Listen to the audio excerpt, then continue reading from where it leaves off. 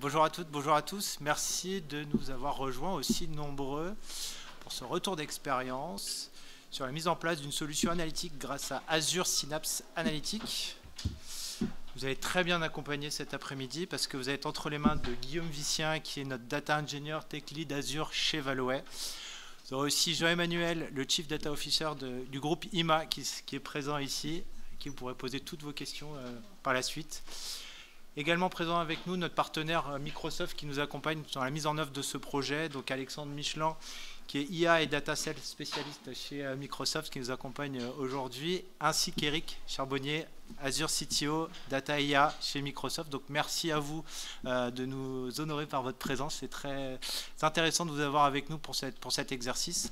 Et je vais très rapidement laisser la parole à Guillaume et à Alexandre qui vont mettre en avant justement la force d'un partenariat tripartite entre le client, le partenaire et l'éditeur dans la réalisation d'un projet d'envergure autour de Azure, un projet de data. Voilà.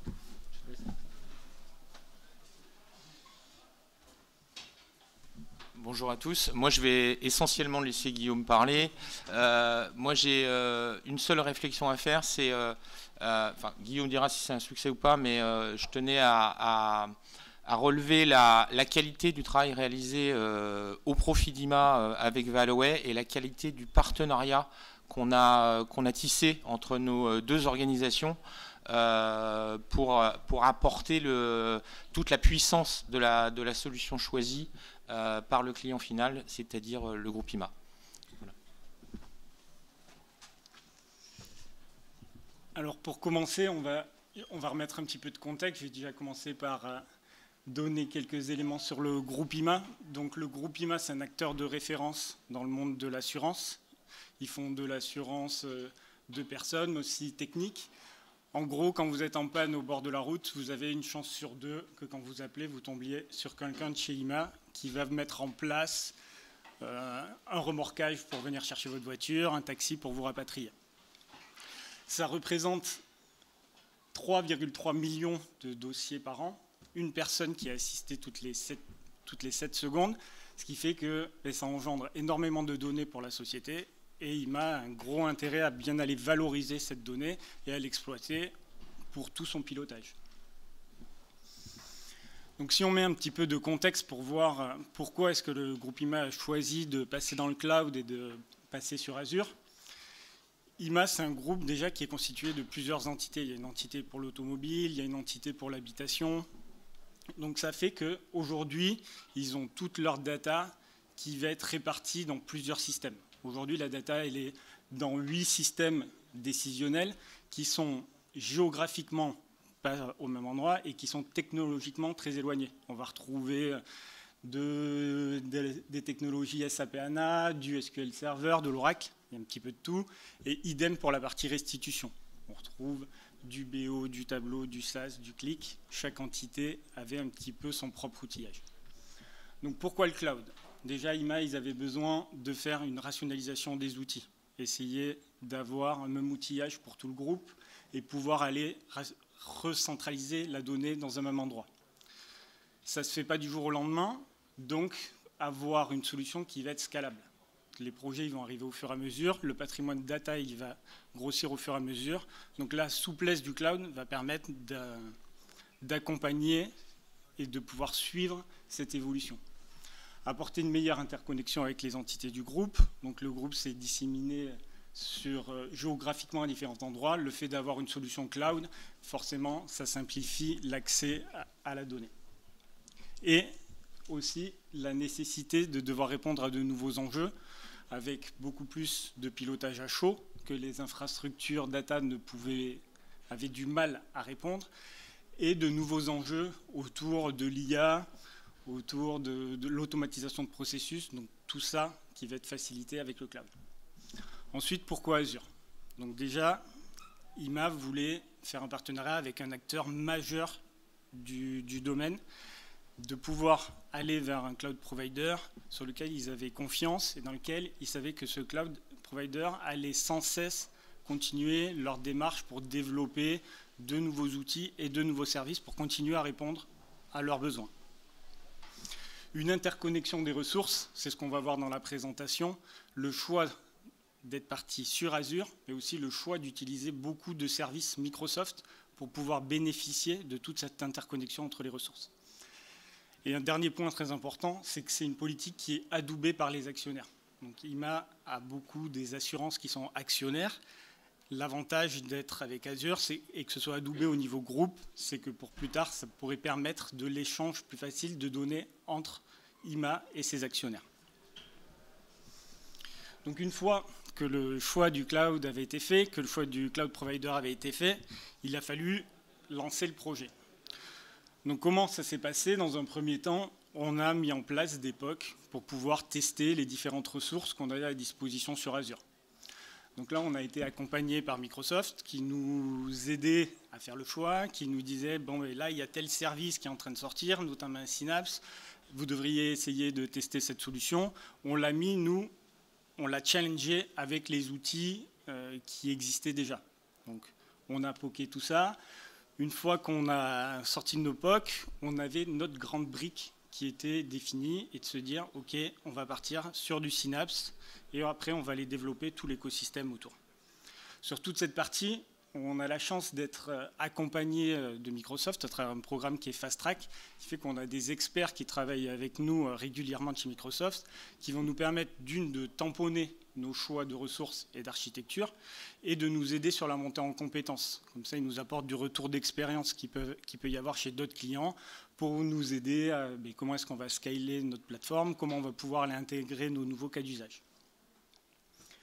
Ensuite, en termes de démarche, on a fait le choix, dès le départ, de ne pas se limiter à un simple POC ou MVP, mais on a voulu aller travailler tous les futurs domaines qui allaient nous faciliter notre future industrialisation. Donc le but, ce n'était pas juste de faire marcher un cas d'usage, c'était OK, on va bien aller caler notre architecture applicative et technique, mais dès le départ, commencer à aller apporter une démarche de réflexion sur notre gestion des référentiels, notre futur catalogage des données, comment est-ce qu'on va gérer nos données personnelles, comment est-ce qu'on va pouvoir être sûr de bien pouvoir les identifier, prendre tout ça dès le départ, avoir tout un axe aussi autour du delivery, mettre en place dès le départ des chaînes d'alimentation et des traitements qui soient industrialisés, en pensant à comment est-ce qu'ils allaient évoluer dans le temps pour pouvoir aller derrière simplifier les futures tâches de maintenance. Un autre sujet très important qui était assez nouveau sur ces outils cloud pour nous et cette gestion des ressources, c'est tout ce qui était rôle et consommation autour des ressources. Donc du coup, des nouvelles ressources, donc autour de chaque ressource, bien identifier dès le départ des RACI pour savoir qui fait quoi avec quelle ressource, qui a le droit de faire quoi et comment est-ce que ça va évoluer. Et enfin, la partie run pour se dire de suite, toutes nos chaînes qu'on est en train de monter, elles ont vocation à être vite en production, à être industrialisées. Et bien comment est-ce que je vais mettre ça, qu'est-ce que je vais devoir mettre en place pour être sûr d'avoir un ordonnancement de qualité, une exploitation simplifiée. Et derrière, ça nous a amené à mettre en place toute une certaine comitologie également autour du FinOps pour pouvoir s'assurer dès le départ qu'on allait pouvoir répondre aux futurs enjeux de mise en production. En termes d'environnement et de souscription, la chance qu'on a quand on met en place des solutions sur le cloud, c'est qu'on peut très facilement scinder nos environnements, créer des îlots différents. Et du coup, on a fait un choix, c'est d'aller quand même scinder nos environnements autour. On l'a fait autour de 3 souscriptions qui vont répondre à chaque fois à des enjeux différents. On va avoir une première souscription qu'on retrouve sur la gauche Sandbox qui va nous permettre de faire de l'expérimentation technique. Si on a besoin de venir tester une nouvelle ressource, tester un nouveau service proposé avec Microsoft, on va le faire dans un premier temps dans une souscription à part. Ensuite, on va retrouver au milieu notre gros couloir projet qui est décliné autour de 2 souscriptions. Une souscription data sur laquelle on a notre dev et notre recette. Et notre homologation et notre production, elle est déportée dans une autre souscription sur laquelle on n'a du coup aucune action de développement. Ça va être ensuite que du déploiement de composants et ça nous permet d'isoler notre production à part. On avait besoin à côté de garder de la souplesse parce que dans l'écosystème actuel chez IMA, il y avait un lab, donc on a décidé de remonter un lab qui va nous permettre de faire mûrir des projets qui ne sont pas encore totalement secs, qui ne sont pas encore prêts à être totalement industrialisés. Ils vont faire un premier step dans le lab, ils vont commencer à se développer, et une fois qu'ils sont matures, on a la possibilité d'avoir une petite passerelle pour qu'ils puissent reprendre le couloir de dev et pour pouvoir aller jusqu'à la production.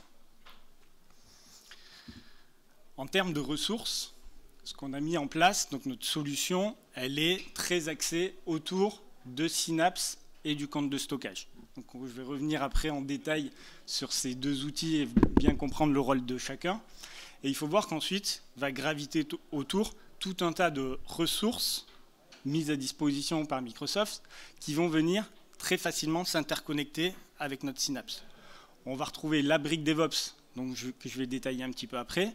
On va retrouver différentes ressources qui vont nous permettre de gérer notre supervision et notre exploitation, avec un outil, une première ressource qui va nous permettre de gérer notre partie financière, une ressource pour gérer notre automatisation, du monitoring et des logs. Là, l'avantage qu'on va avoir avec une solution comme celle proposée par Microsoft, c'est que quand je veux mettre en place ma gestion des logs, j'ai juste à lui dire maintenant, tu te connectes avec mon Synapse et automatiquement, toute ma log va venir descendre dans mon log analytics.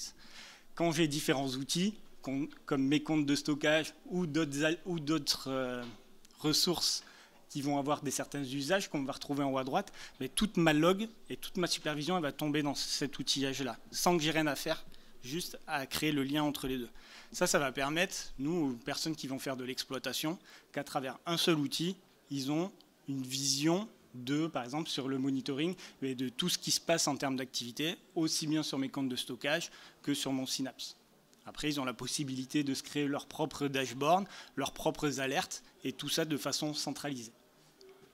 On va avoir une brique de gouvernance sur laquelle je vais revenir un petit peu dans le détail par la suite. Une brique sur le réseau et la sécurité. Donc là, c'est la même chose. C'est un point fort, par exemple, pour tout ce qui va être gestion de nos secrets, gestion de tout ce qui est mot de passe, etc. Pour ne rien avoir dans notre code et qui traîne dans nos ETL, ça va être automatiquement géré dans l'Azure Key Vault, ou quand je vais utiliser mon Synapse, dès que je vais avoir besoin de mettre en place, par exemple, mon ETL, une connexion avec une base, où je vais devoir renseigner mon user et mon mot de passe, je ne vais pas le renseigner directement là, ça va aller me déporter sur un Azure Key Vault, dans lequel je vais stocker mon mot de passe de façon complètement sécurisée. Et comme ça, dans mon outillage, je vais juste avoir le lien qui va se faire avec le Key Vault, une référence, s'ils appellent ça des secrets, qui sont dans le Key Vault. Et comme ça, j'ai aucune gestion de secrets qui va être dans mon code et dans mes applications. On a tout déporté et tout qui est sécurisé et garanti par Microsoft. Ensuite, gravite également autour des services plutôt orientés usage.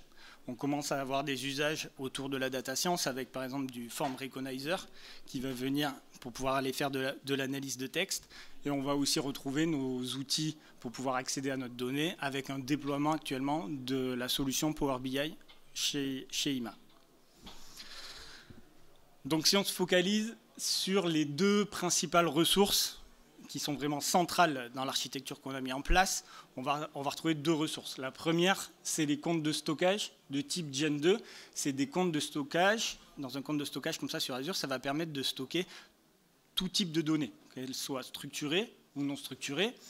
Et on va pouvoir mettre en place, quand on est en mode Gen 2, c'est-à-dire qu'on va avoir un système hiérarchique de notre donnée. Et ça va nous permettre que si on stocke bien notre donnée avec les bons systèmes d'indexation et qu'on éclate bien la donnée dans les bons index au niveau de nos comptes de stockage, de pouvoir aller directement requêter la donnée sur ces comptes de stockage sans passer par de la base. Donc on le verra après sur notre architecture, c'est quelque chose qui va nous permettre de pouvoir scinder en fonction des usages qu'on va faire de la donnée. Est-ce que je vais la stocker plutôt dans un compte de stockage ou plutôt dans de la base de données, on va dire traditionnelle, qui va être dans le Synapse. Le stockage, l'avantage dans du Gen 2, c'est que c'est du stockage, ça coûte beaucoup moins cher que faire du stockage dans des bases de données. On va pouvoir directement requêter la donnée avec des systèmes de pool serverless. Et on va pouvoir avoir des niveaux de services différents en fonction de nos usages. Donc ça, c'est quelque chose aussi qu'on va utiliser, parce que ça va avoir des impacts au niveau du coût. C'est qu'il y a 3 niveaux de services qui sont possibles, soit de la donnée à chaud, c'est-à-dire que ma donnée elle est directement accessible je peux la requêter très rapidement. Ça va être le niveau de service le plus haut, du coup, avec le coût le plus haut. Mais je vais avoir aussi des niveaux de service à froid et d'archives, où là, ça va me permettre d'aller entreposer de la donnée, donc j'ai peut-être pas besoin tout le temps. Donc nous, ça va, par exemple, on utilise ces services-là pour de la donnée qu'on a besoin d'historiser. On vient la déposer là. Si on n'a pas encore d'usage, on va la déposer dans des containers à froid. Et si un jour, on commence à avoir des usages, on ira récupérer cette donnée pour aller la réinjecter dans des containers à chaud. Le deuxième service, qui est vraiment notre service central, c'est Synapse Analytics. Donc Synapse, en fait, c'est une brique logicielle qui regroupe dans le même logiciel, en fait, 3 logiciels. Et ça va être un gros avantage, c'est que je vais avoir une seule interface dans laquelle je vais retrouver à la fois mes bases de données, donc c'est à travers des SQL pools, c'est du stockage qui est optimisé pour traiter des gros volumes de données et qui est vraiment optimisé restitution. Donc là, dans ces bases-là, je vais aller chercher de la performance en restitution, un peu moins en écriture.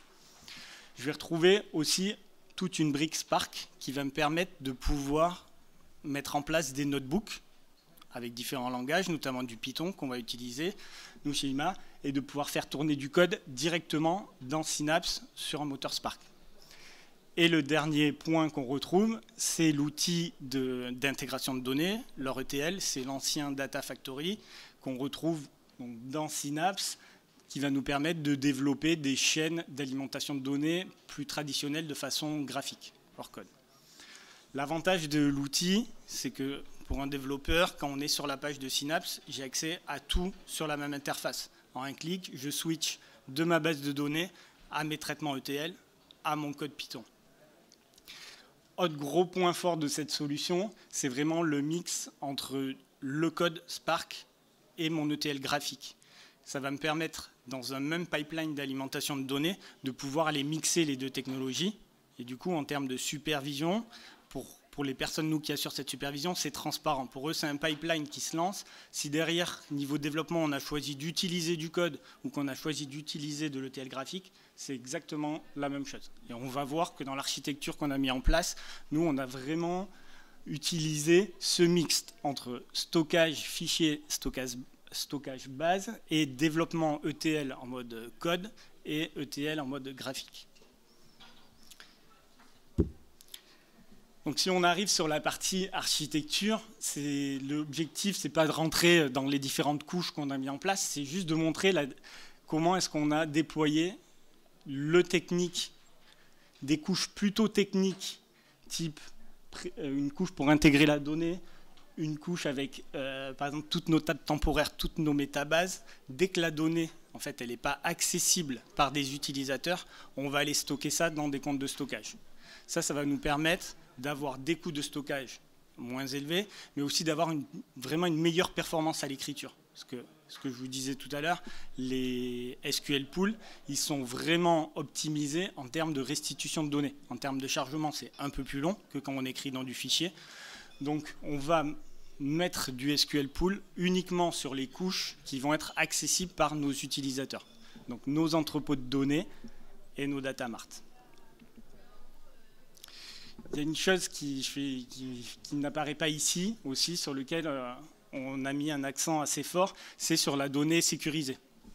On a fait le choix de venir splitter et de vraiment venir mettre à côté toute la donnée sécurisée. On peut avoir de la donnée de santé, de la donnée sensible. Donc on va venir, par exemple, dans nos comptes de stockage, c'est une gestion par container de la donnée, on va venir mettre en place des containers très spécifiques pour ces données-là, avec une politique de sécurité qui a été validée chez IMA, et sur lequel, derrière, on va aller, nous, mettre en place des politiques très, très restrictives en termes d'accès à la donnée. Idem pour la partie stockage de données. Toute la donnée sensible, elle est stockée dans des bases à part, dans des schémas à part, sur lesquels on va vraiment, en gros, personne n'y a accès, et on donne accès juste à une table, à une personne, si l'usage en est justifié. Maintenant, si on passe sur les deux ressources qui gravitent autour, qui paraissaient intéressantes à présenter, qu'on utilise beaucoup, ça va être la brique DevOps et la brique Purview. La brique DevOps, c'est tout ce qui va nous permettre de mettre en place le travail collaboratif et toute notre CI/CD. Il y a une brique qui va aussi nous servir, c'est la brique Azure Board, c'est un sous-service d'Azure DevOps, qui va nous permettre d'aller avoir une gestion de nos tâches. Donc ça va être pour l'agilité de nos projets. C'est ce qui nous permet tous les matins d'animer nos mêlées où on a nos tâches qu'on affecte aux différents développeurs.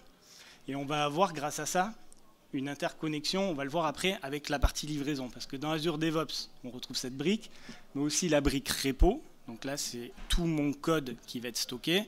Et là aussi, un gros avantage d'avoir toute cette solution intégrée, c'est que pour mettre en place Azure DevOps sur du Synapse, c'est juste un clic à faire. Dans Azure Synapse, je dis maintenant, tu te connectes à tel service Azure DevOps que j'ai créé. Et automatiquement, mon code de Synapse va venir se stocker dans Azure Repo. Donc ensuite, bien sûr, il faut choisir sa stratégie de branche, comment je veux faire. Mais ensuite, automatiquement, j'ai rien à faire. Mon code, il vient se mettre dans Azure Repo. Et le dernier module qu'on va retrouver, c'est Azure Pipeline. Azure Pipeline, ça va être le module qui va me permettre de déployer mon code. Donc quand j'ai besoin de, vous avez vu, avec nos 4 environnements pour changer, ça va être des pipelines qu'on va exécuter de livraison et qui vont me permettre de bouger mon code d'environnement en environnement. L'interconnexion avec les outils, où c'est intéressant, là par exemple, si on va jusqu'à l'Azure Born, c'est que si on est bien consciencieux dans le travail, ça demande une certaine rigueur, mais qu'on sait chaque personne qui a fait sur chaque ticket, en fait derrière c'est automatiquement branché à notre Azure Repo et notre Azure Pipeline, ce qui fait que quand je vais faire un déploiement, je sais automatiquement tous les tickets que je viens de livrer dans ma version qui va monter en recette par exemple. Donc ça demande juste que quand je vais faire mes commits et mes merges au niveau de mon Azure Repo, je sélectionne les tickets qui avaient été mis en place dans l'Azure Board et comme ça, je vais avoir directement mon récapitulatif de savoir ce que j'ai monté en recette, ce que j'ai monté en homologation et en production. Le deuxième outil qui gravite autour, qui est intéressant à vous présenter, c'est Azure Purview. Donc Azure Purview, c'est une solution de data catalogage et de data gouvernance qui va également là aller s'interconnecter très simplement avec nos différents comptes de stockage et notre Synapse, à la fois pour la partie traitement et pour la partie stockage de données. Qu'est-ce qu'on va retrouver dedans? C'est qu'Azure Purview, il va faire un scan des différents systèmes. Donc ça va nous permettre d'avoir le catalogage complet de notre donnée, de bénéficier de la puissance là-dessus d'un Microsoft sur les outils de recherche. Donc on a une barre de recherche comme si j'étais dans un navigateur qui va me permettre d'avoir un moteur de recherche très performant. Je tape le nom d'un indicateur, le nom d'une table et je vais avoir tout ce qui va apparaître directement à l'écran et je vais pouvoir aller naviguer à l'intérieur de mon outil. Une brique collaborative qui va permettre d'aller inclure les métiers à l'intérieur pour pouvoir leur dire qu'eux, ils viennent compléter des définitions sur leurs indicateurs. Et comme ça ne reste pas une solution technique. Nous, on va avoir un premier scan technique qui va se faire, qui va être automatisé. Mais derrière, on va pouvoir le compléter. Et enfin, une brique de linéage qui est intéressante, c'est qu'à chaque fois qu'il y a un traitement Synapse qui se lance et qui est modifié, le linéage se met automatiquement à jour dans Synapse. Donc ça veut dire que mes métiers, ils cliquent sur leur indicateur qui est dans leur report Power BI et ils vont avoir le tracé de toute la donnée pour savoir par où elle est passée. Si on parle d'un cas d'usage rapidement, on a notre premier projet qu'on a mis en place, c'était un projet pour un service d'IMA qui est le bureau de transport terrestre, où on a la particularité, on a la donnée qui arrive, qui est événementielle, qui va tomber dans un data lake, sur lequel on va avoir des premières chaînes d'alimentation ETL qui là vont être en temps réel. Donc ça va être du déclenchement automatique. Dès que j'ai de la donnée qui arrive dans le data lake, j'ai mes chaînes qui se lancent. Et celles-là, elles sont développées avec du notebook. Comme ça nous permet d'avoir une chaîne 100% générique qui fait que n'importe quelle donnée qui arrive, on va pouvoir l'aspirer et la ramener dans nos couches. Et derrière, on va retrouver une deuxième chaîne d'alimentation qui va venir se déclencher, elle, en mode batch, entre notre PID et notre entrepôt de données, qui va venir ramasser les données qu'on a accumulées tout au long de la journée pour charger notre entrepôt. Et là, avec une chaîne plus classique d'ETL qui est développée avec des data flows. Ici, là, ça nous permet de vraiment scinder notre infrastructure. Et la partie Spark en notebook, elle va nous permettre de gagner du temps sur si on avait notre infra BI traditionnel qui tourne toutes les nuits. Là, on gagne du temps parce qu'on charge sur nos premières couches tout à la volée et on apporte toute une première stratégie de contrôle de notre donnée. Ce qui va être contrôle de cohérence, contrôle de qualité. on apporte tout ça au fur et à mesure de la journée, et à la fin, sur notre nuit applicative, on n'a plus qu'à prendre la donnée qui est chargée et l'amener dans nos couches, plus que dans une couche de base de données, pour pouvoir l'exposer à nos utilisateurs. Aujourd'hui, c'est du SAPBO, et on est en train de commencer à reconstruire tous ces reportings sur Power BI. Pour finir, en termes de bilan, nous, ce qu'on a vraiment apprécié sur cet outil, c'est le fait qu'on a une solution complètement intégrée et qui nous permet de vraiment gagner du temps sur de l'interconnexion. Je veux mettre du DevOps, je n'ai pas besoin de m'embêter à aller créer mes repos et tout. Tout se fait tout seul en quelques clics. J'ai vraiment un gain de temps et on a la chance avec ces outils-là, c'est qu'ils sont en perpétuelle évolution. Donc ça sort régulièrement des releases, notamment sur PureView, qui va venir toujours proposer de nouvelles fonctionnalités. Tout ça, ça nous a vraiment permis d'être beaucoup plus nous focaliser sur le développement du cas d'usage et pas devoir un petit peu perdre du temps et de l'énergie sur comment je vais mettre en place mon exploitation, comment je vais mettre en place ma gestion des logs. Si on parle en termes de planning, on a mis à peu près 6 mois pour faire le choix des ressources Azure, le temps de poker les différentes, de caler notre architecture et de mettre en place notre premier cas d'usage. Et on a mis 1 an pour avoir notre premier projet en production sur lequel on a du reporting qui sort de manière récurrente. Ce qui reste à faire, c'est maintenant que la brique elle est en place, il y a de nombreux projets qui sont dans la roadmap Schéma pour intégrer le cloud Azure. Donc on a toute cette roadmap, on a l'intégration des filiales et des différentes entités du groupe, donc qu'il va falloir venir accompagner pour qu'on travaille tous dans le même espace. Et le dernier point, c'est pas mal d'enjeux autour de la data science qui sont encore aujourd'hui en train d'être finis, d'être maturés soit dans notre lab, soit dans nos sandbox, et que maintenant il va falloir faire prendre le coup leur projet pour pouvoir aller en production. Voilà pour la présentation. Si vous avez des questions, je vous invite, on a le stand juste à la sortie et puis on sera disponible pour vous répondre. Je peux ajouter un truc ? Oui, vas-y. Alors, merci à Guillaume pour la présentation. Il a montré énormément de services Azure. IMA n'est pas un shop Microsoft. Il me challenge en permanence sur les solutions. Ils en testent d'autres. Hein. Là, on a vu que du Microsoft pratiquement, mais je vous assure qu'ils utilisent d'autres solutions. Je parlais de partenariat au début.